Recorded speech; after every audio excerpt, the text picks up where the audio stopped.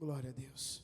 Quero te convidar a abrir a tua Bíblia no Evangelho de João, capítulo de número 19, do versículo 25 a 27. Evangelho de João, capítulo 19, do versículo 25 ao 27. Se você porventura não trouxe a tua Bíblia, você pode também acompanhar conosco nas telas. Você que está em casa também vai poder acompanhar cada texto que nós vamos estar ministrando nessa noite. Hoje, como nós estamos diante da ceia do Senhor, estamos estudando já nos pequenos grupos os personagens ao redor da cruz. Eu justamente quero falar sobre a seguinte temática: aos pés da cruz. Quando o pastor Juliano propôs, ele que é o responsável por toda a parte do Ministério de Células aqui da nossa igreja, quando ele propôs esta temática, eu achei muito pertinente para as nossas vidas. Muitas vezes nós passamos alguns textos da palavra, olhamos até alguns pontos importantes daquele texto, mas este texto aqui da crucificação de Cristo, ele é tão rico, queridos. Tantas pessoas, aqui não é simplesmente uma multidão que está ali, mas há personagens, há vidas, há pessoas, há esperanças, há ideias, há projetos. E quando Cristo ele está ali na cruz do Calvário, muita coisa acontece no mundo natural, terreno, mas muita coisa acontece também no mundo espiritual. Ali na cruz nós conquistamos a nova vida, na cruz do Calvário nós somos ali libertos. A dívida que era contra nós foi rasgada ali na cruz do Calvário. Se hoje nós estamos aqui é porque Cristo Jesus, aquele dia, se entregou por nós. A cruz, querido, ali aos pés da cruz, não somente coisas terrenas aconteceram, não somente um justo foi crucificado, não somente 2 ladrões foram crucificados, um se arrependendo, e a promessa do encontro celestial com eles, mas muitas pessoas, aos pés da cruz, tiveram ali os seus sentimentos colocados diante do Senhor. Mas eu quero te convidar, aos pés da cruz, a aprender 3 momentos com Cristo para a nossa vida. Lá em João capítulo 19, versículo de número 25 a 27, diz o seguinte: e junto à cruz de Jesus estava sua mãe, e a irmã de sua mãe, Maria, mulher de Clopas, e Maria Madalena. Ora, Jesus, vendo ali sua mãe, e o discípulo a quem ele amava estava presente, disse à sua mãe: mulher, eis aí o teu filho. Depois disse ao discípulo: eis aí tua mãe. E desde aquela hora, o discípulo a recebeu em sua casa. Vamos fechar os nossos olhos mais uma vez? Senhor Deus, nós queremos apresentar as nossas vidas diante do Senhor, pedindo que o Teu Espírito venha falando conosco, venha desvendando, a Deus, os mistérios da nossa mente, as nossas preocupações, os nossos anseios, derrubando, Senhor, qualquer bloqueio, qualquer, ó Deus, dificuldade de entender a Tua palavra. Pedimos que o Senhor venha ministrando poderosamente as nossas vidas, nos convencendo da Tua palavra, para que esta noite seja uma noite transformadora nas nossas vidas, que aos pés da cruz de Cristo, nós possamos também sermos transformados pelo Teu poder. Nós oramos e agradecemos em nome de Jesus, amém e amém. Amados, o contexto em que isso acontece, não é simplesmente a história que nós estamos acostumados a ouvir.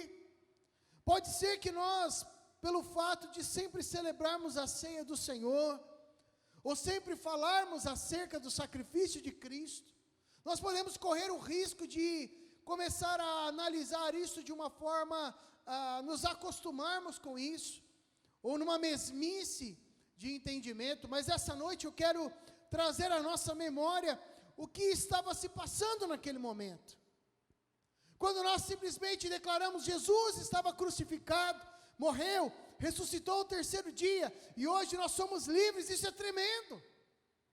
Mas quando nós olhamos para o contexto dessa época, do momento em que isso aconteceu, havia muita coisa em jogo ali, queridos. Nós acostumamos a falar acerca dos 12, aqui neste momento 11, pois Judas, caminhando ali para 11, nesse momento transitório, do próprio suicídio de Judas, Posteriormente, outro discípulo foi então indicado. Mas nós não podemos nos esquecer que os discípulos de Cristo não se resumiam aos 12, ou aos 11 depois do falecimento de Judas. Havia muitos outros homens e mulheres que seguiam a Cristo, que tiveram as suas vidas impactadas pela palavra de Cristo, pela autoridade que havia no ensino de Jesus. Nós podemos trazer à memória que as pessoas olhavam para Cristo ensinando nas sinagogas, depois em outros lugares, ou lugares mais ermos, onde ele ensinava e pregava a palavra. E as pessoas olhavam para Cristo e reconheciam que nele havia autoridade, que ele não pregava como pregavam os escribas e fariseus da época, mas Jesus pregava como quem tem autoridade. Essa autoridade derramada pelo Pai sobre a sua vida, e atestada através da sua vida, da sua prática. As pessoas tinham uma expectativa acerca de Jesus, uma expectativa do Messias. Muitos esperavam um reformador político, como eu sempre, quando eu falo acerca, da expectativa de Judas, acerca de Cristo, mas não era somente ele que tinha essa expectativa. Quando o povo judeu falava acerca do Messias, do Cristo, eles esperavam alguém como o rei Davi, principalmente quando a própria profecia dizia que ele era da linhagem de Davi. Então a expectativa deles era que um governante ia assumir, a expectativa deles era que um rei fosse assumir todo o governo, o império, e ele então transformaria talvez o judaísmo como uma religião protegida. Essa era a expectativa, talvez, de uma grande parte do povo. Quando João Batista anunciava o reino, quando Jesus anunciava o reino de Deus, eles não compreendiam que o reino de Deus era um reino prático, mas baseado nos princípios e na prática da palavra de Deus, e não um reino físico, no sentido de um governo estabelecido. Isso é muito interessante, queridos, porque a nossa sociedade, nós estamos aí em plena uma crise, não apenas a questão da pandemia, mas há uma questão política muito forte, já há alguns anos acontecendo no nosso país, uma reforma política, uma tentativa disso, onde o povo tem se levantado um pouco mais para falar nas redes sociais e ouvir muita coisa. E fique tranquilo aqui, meu objetivo não é falar sobre política, mas meu objetivo é falar sobre os perigos também da politização do reino de Deus. Há muitas pessoas achando que o reino de Deus vai ser implantado por políticos. E aqui eu quero abrir, é muito bom, queridos, se nós tivermos homens e mulheres de Deus governando o município, o estado, a nação, mas ele não vai ser através de um decreto, colocando sobre guarda a igreja, ou ninguém pode falar mal da igreja, ninguém pode fazer isso ou aquilo. Não é isto o reino de Deus. O reino de Deus, ele não é uma manifestação política apenas. O reino de Deus, ele está acima de tudo isso. O reino de Deus não é a igreja está no reino de Deus. Nós como cristãos estamos no reino de Deus. As pessoas podem fazer parte do reino de Deus, mas o reino de Deus, ele sobrepuja todas as coisas. E quando Jesus anunciava o reino, quando João Batista anunciava o reino, as pessoas ainda estavam contaminadas com essa visão política, com essa visão de um império sendo governado pelo Messias, quando na verdade as pessoas estavam querendo um conforto emocional, ou um conforto das suas vidas, vivendo as suas vidas de uma forma tranquila, quando na verdade Jesus, ele vem justamente para tirar as pessoas do conforto. Jesus vem como um revolucionário, e não apenas como um reformador político, como eles esperavam.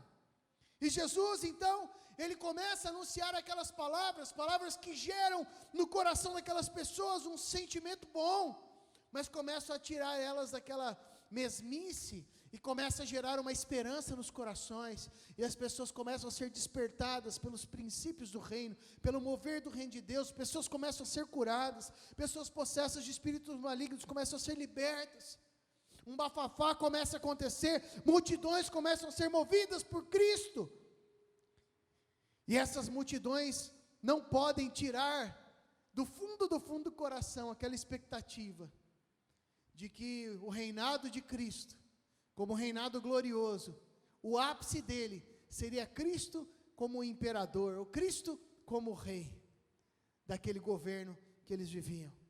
Mas aí acontece, queridos, que aparentemente, num determinado momento da caminhada de Cristo, parece que isso vai acontecendo. As pessoas tentam pegar Jesus desprevenido, ele sempre tem uma resposta, ele sempre tem uma palavra viva, sempre algo transformador. Mas aí acontece que Jesus é preso.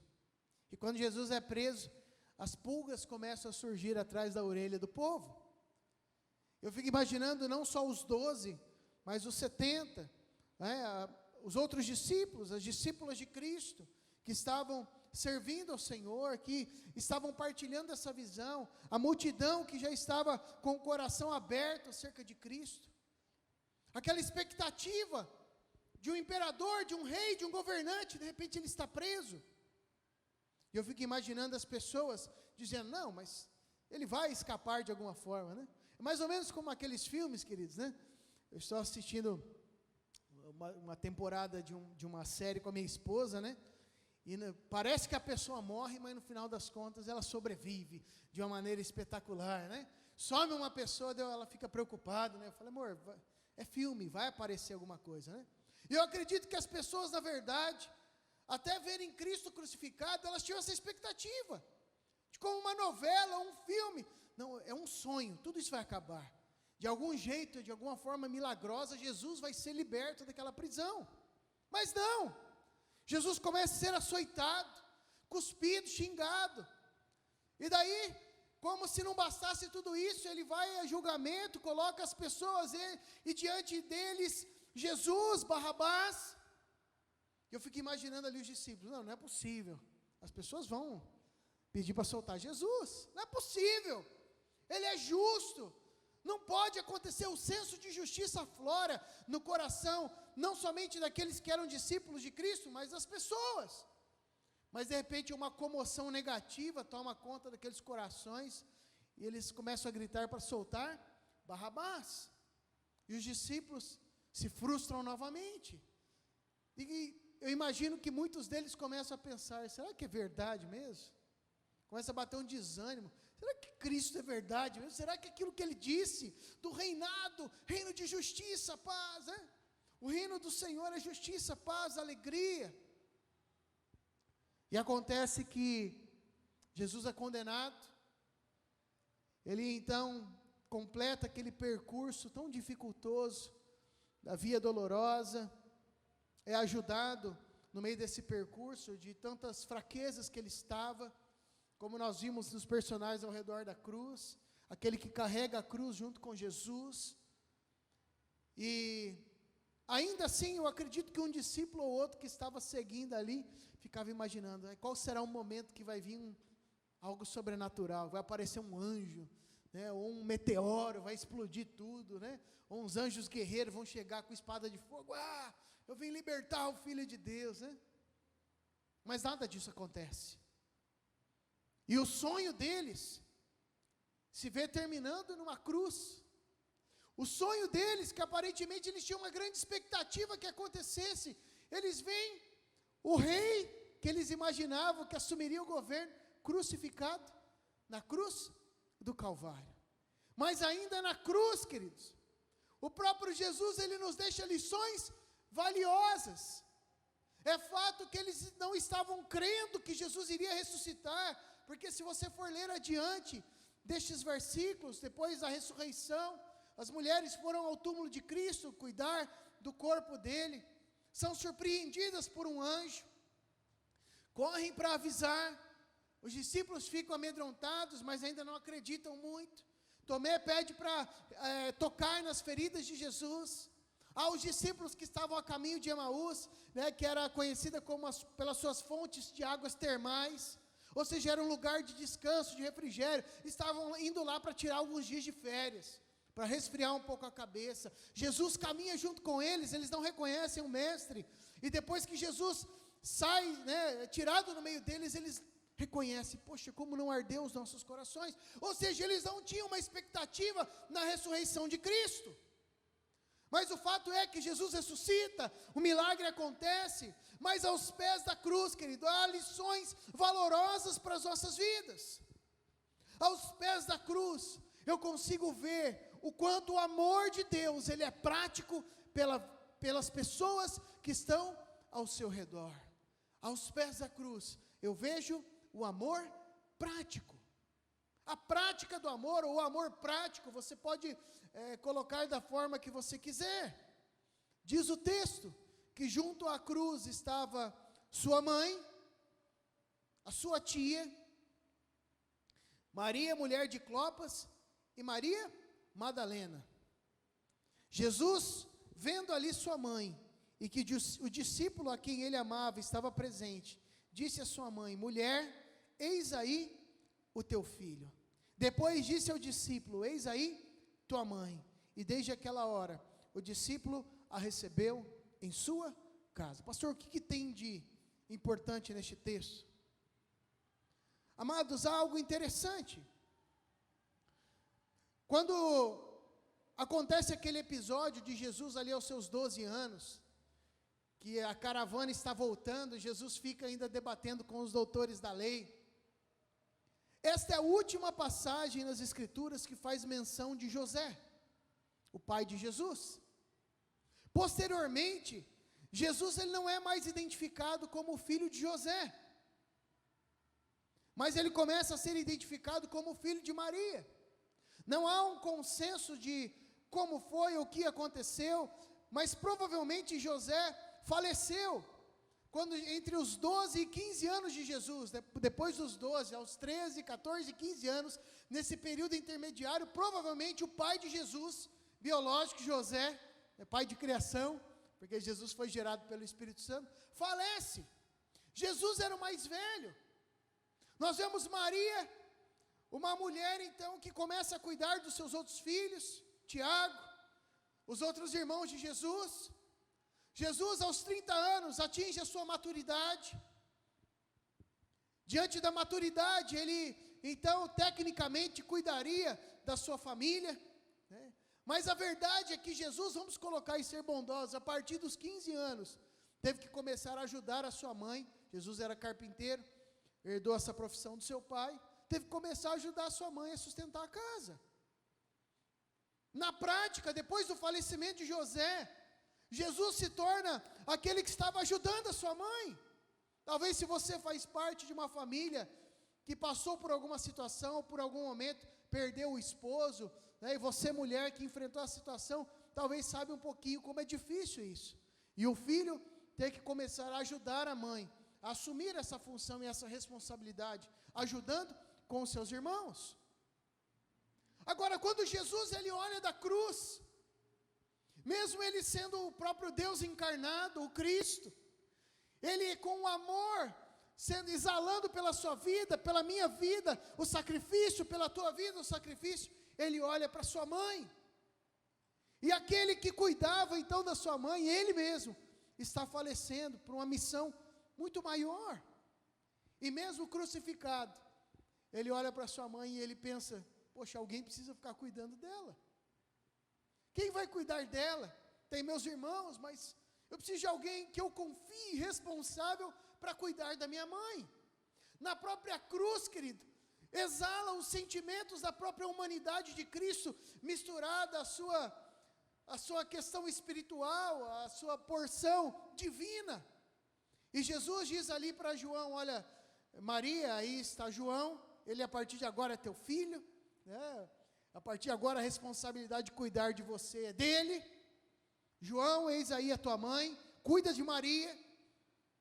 Jesus estava demonstrando de maneira prática, nas mínimas coisas, um amor que ele sentia pela sua mãe. Agora olha bem aqui para mim, meu irmão, minha irmã.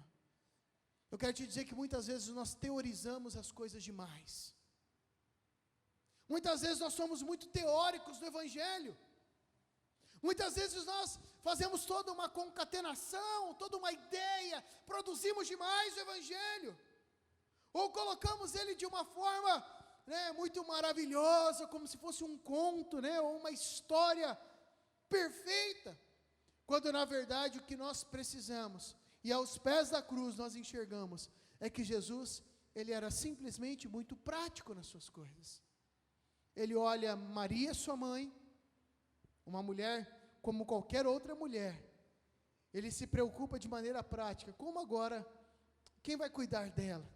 Eu como filho não estou mais aqui. Ele pregado, crucificado na cruz, ele se preocupa com ela. Jesus, ele poderia simplesmente falar, agora é minha hora.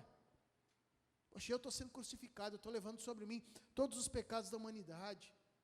Imagine você, querido, tenta imaginar, se você tivesse crucificado na cruz, imagina a dor, falta de ar, porque a morte por crucificação é uma morte, onde vai faltando o ar, vai pesando o corpo, os braços estendidos, você respira, você solta o ar e depois você não consegue puxar novamente. Então é uma morte por asfixia, uma morte muito sofrida. Então Jesus com falta de ar, com dor das chicotadas, dor nos braços, dor das câimbras que estava sentindo, dor nos pulsos, no pé perfurado. Eu fiquei imaginando que a última coisa talvez que eu ia pensar nos outros, que ele ia estar com uma dor tão intensa, talvez quase desmaiando, ou de repente tendo alucinações ali, mas Jesus pensa nas pessoas, e num amor prático. Com isso, queridos, nós não estamos aqui diante de uma crucificação, mas eu quero dizer que o nosso amor uns para com os outros, ele precisa ser mais prático. Nós precisamos ter uma relação interpessoal mais objetiva, onde nós sentimos aquilo que as pessoas sentem, onde nós nos compadecemos da dor alheia, onde nós olhamos a pessoa no meio ao sofrimento, não com olhares de julgamento, mas com o olhar de um amor prático. O que eu posso fazer para ajudar essa pessoa? O que eu posso fazer para ser um instrumento, que talvez não vai resolver tudo, mas um paliativo, ou talvez até um instrumento de solução? É isso que Jesus nos mostra, mesmo crucificado. Jesus precisava ser ajudado, vamos colocar assim. Ele não precisava, ele estava cumprindo uma tarefa, mas do ponto de vista humano, ele concede, precisando de misericórdia, de ajuda, diante de uma situação terrível, mas é ele que demonstra o amor pelas outras pessoas. Aos pés da cruz eu vejo um amor prático. Aos pés da cruz eu vejo neste texto um perdão real, não real de rei, mas real de verdadeiro. Olha que o Evangelho de Lucas, capítulo 23, verso 34 nos diz.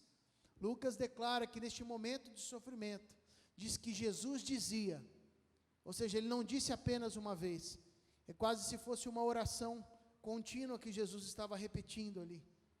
Pai, perdoa-lhes, porque não sabem o que fazem. E dizia Jesus, Pai, perdoa-lhes, porque não sabem o que fazem. Talvez você carrega mágoas no seu coração, tristezas, e ainda as carrega, porque você foi alvo de injustiça. Talvez você carrega mágoas e feridas, porque você tem a razão.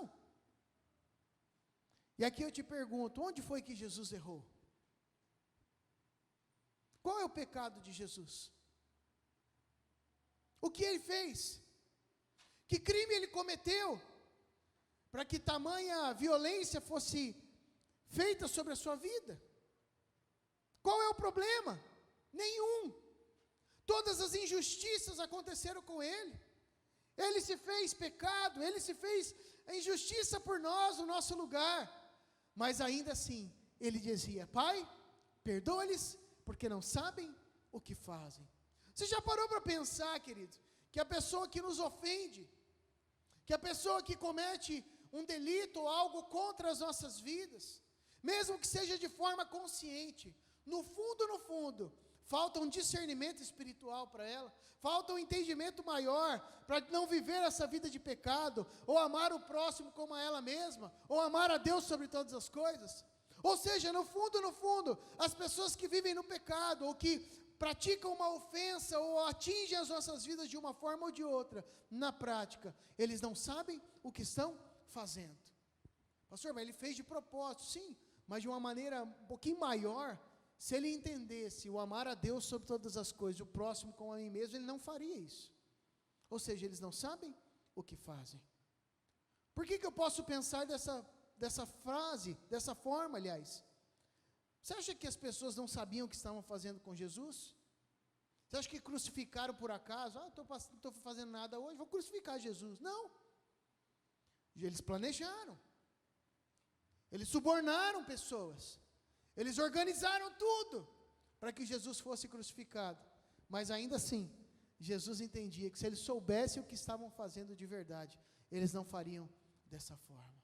A oração de Jesus é: Pai, perdoa-lhes porque não sabem o que fazem.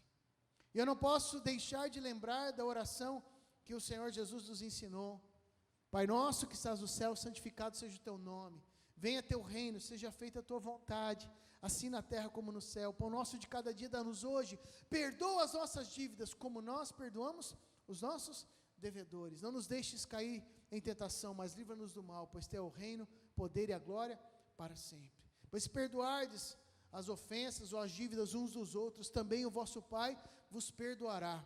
Se, porém, não perdoares, tampouco o vosso Pai Celeste perdoará as vossas ofensas. Jesus entendia o sentido do perdão, e mesmo sem cometer nada, mesmo tendo toda a razão do mundo, mesmo tendo todo o entendimento do mundo, Jesus declarou: Pai, perdoa-lhes, porque não sabem o que fazem. Eles não pediram perdão de Jesus, eles não foram procurar reconciliação, eles nem arrependidos estavam ali com a sensação de dever cumprido, mas Jesus disse: Pai, perdoa-lhes. Aos pés da cruz, eu enxergo a real dimensão do perdão. Será que nós estamos dispostos, querido? Não é uma questão de conseguir ou não, porque conseguir é graça de Deus, mas será que nós estamos dispostos a viver a dimensão real do perdão, que é perdoar sem arrependimento, é perdoar sem um pedido de perdão, é perdoar tendo a razão, é simplesmente perdoar, e assumir para as nossas vidas, ao invés da rebeldia ou da ira nos nossos corações, ou da mágoa, da amargura, assumir uma nova veste, as vestes do amor prático, e as vestes de um perdão real e verdadeiro. A expressão perdoa-lhes, aqui no original grego, rapieme, significa deixar ir, abandonar, não interferir, deixar de um lado uma dívida, não guardar mais. Jesus, ele estava disposto a ter uma caminhada leve. Jesus estava disposto a não mais caminhar com aquelas pessoas juntamente com ele. Certamente você já ouviu ministrações que dizem que a falta de perdão é como se você vivesse com a pessoa. Você almoça com ela porque você está lembrando, você dorme junto com ela, você vai ao banheiro com ela, porque o tempo todo você está alimentado por isso. E na prática essa expressão, perdoa-lhes, Senhor, deixe eles ir, deixa de lado essa dívida, deixa para lá, Senhor. Eu não quero guardar isso para a minha vida, não guarde, deixa para lá. E essa deve ser a nossa atitude, queridos, diante das ofensas, diante das situações que às vezes mesmo com a razão, e nem sempre ter a razão é o suficiente, queridos, mas mesmo com a razão, nós temos a maturidade de, como igreja, diante da cruz de Cristo, olhando o nosso mestre, o nosso discipulador, o nosso irmão mais velho, e dizer para essas pessoas: eu te perdoo, eu deixo você ir, eu te abandono, eu não interfiro mais, eu deixo de lado, e dizer ao Senhor: perdoa, porque Ele não está sabendo o que está fazendo, mesmo que o desejo é me ofender, eu te perdoo, em nome de Jesus. Aos pés da cruz, eu vejo um amor prático, um perdão real, mas eu vejo uma entrega verdadeira. Lucas capítulo 23, verso 44 a 46, diz que já era a hora sexta, e houve trevas em toda a terra até a hora nona, escurecendo-se o sol, e rasgou-se ao meio o véu do templo, E clamando Jesus com grande voz, disse: Pai, nas tuas mãos eu entrego o meu espírito. E havendo dito isto, expirou. A pregação de Jesus, ela está longe de ser apenas algo teórico. Porque quando Jesus ele disse: aquele que quer vir após mim, negue-se a si mesmo, tome sua cruz e siga-me. Talvez muitos não entenderam. Cruz. Cruz não é uma condenação para os piores infratores. O que Jesus está falando de cruz? Para nós que conhecemos a história, estamos depois, é fácil entender. Mas os discípulos olhavam: cruz? Como assim? Negar a mim mesmo, ok, mas tomar a minha cruz, seguir a Jesus? A prática é que Jesus mostra até as últimas consequências, até os últimos momentos da sua vida terrena, que realmente ele se entregou por essa causa. Ele viveu essa causa, ele comprou essa causa, a causa do seu Pai, do reino do Pai Celestial. E ele se entrega de uma forma tão profunda e prática, que ele vai até as últimas consequências. E no seu último momento, as suas últimas palavras foram: Pai, nas tuas mãos entrego o meu espírito. Ele já havia entregado o seu corpo, já havia entregado a sua carne. Em último lugar, ele entrega o seu espírito.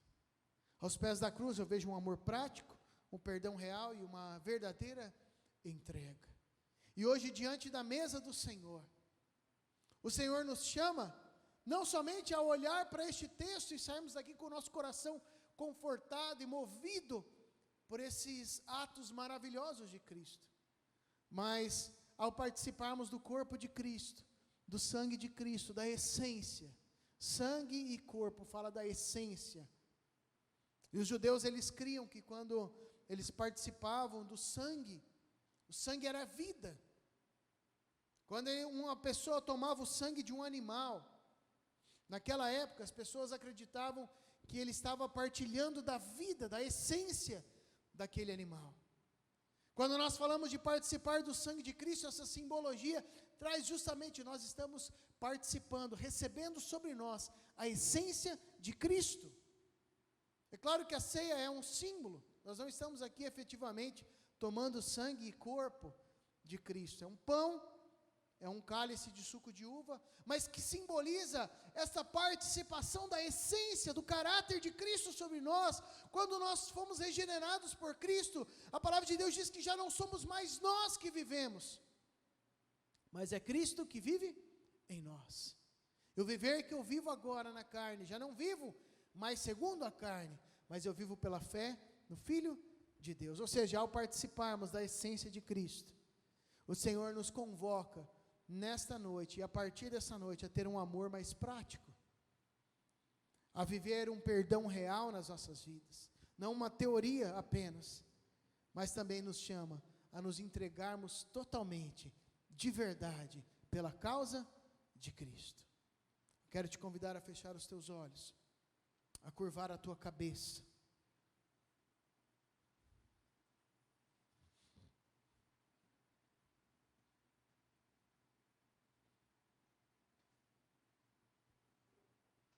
O amor que você tem vivido, querido, ele tem sido um amor prático.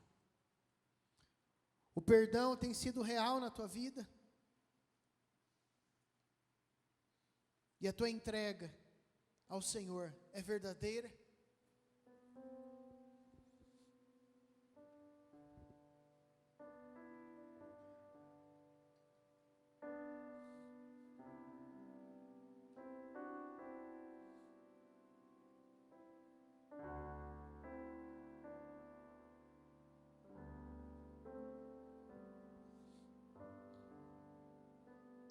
Daqui a pouquinho nós vamos participar da mesa do Senhor. Como eu disse, ela é um símbolo. Símbolo que é adotado por pessoas que já partilham da essência de Cristo nas suas vidas. Perfeitos? Não, jamais. Mas pessoas que estão caminhando, olhando para Cristo e tendo as suas vidas transformadas por Ele. Por isso, queridos, Essa mesa que nós vamos participar daqui a pouquinho é a mesa do amor, é a mesa do perdão, é a mesa da entrega.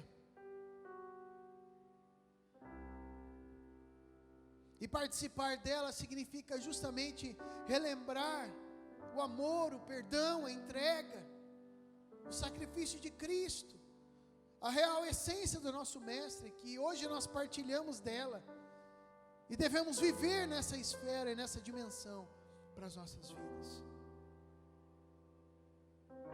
Por isso eu quero te convidar a se colocar em pé aí onde você está, e em oração apresentar a tua vida diante do Senhor, nessas dimensões do amor, do perdão e da entrega.